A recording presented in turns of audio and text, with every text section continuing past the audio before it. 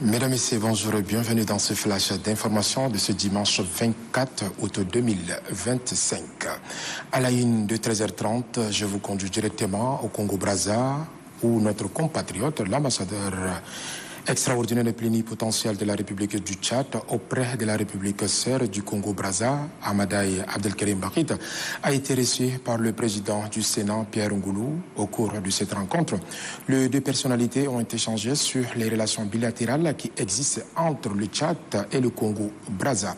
L'ambassadeur Hamadaye Abdelkarim Bakit a aussi transmis les salutations du président du Sénat du Tchad, Dr Harouno Kabadi. À cette occasion, le président du Sénat du Congo-Brazza a magnifié le lien fraternel entre le maréchal Mohamed Idriss Déby Itno et son homologue Denis Sassou Nguesso.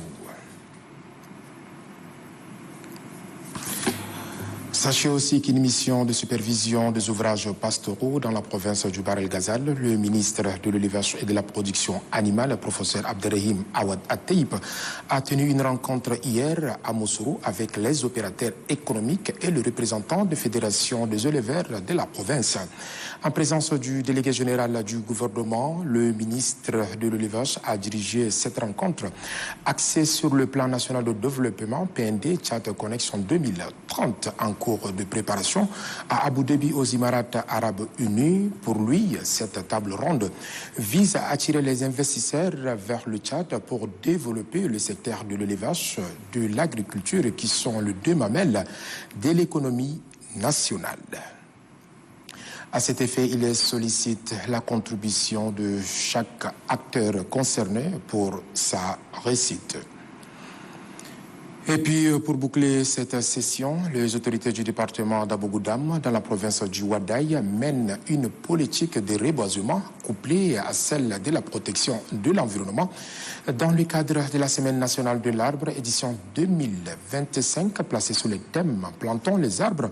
Pour lutter contre le changement climatique, la clôture officielle des activités a été faite hier en présence du préfet du département. À l'issue de celle-ci, le préfet du département a procédé à la pose de la première pierre de construction des ronds-points de la ville.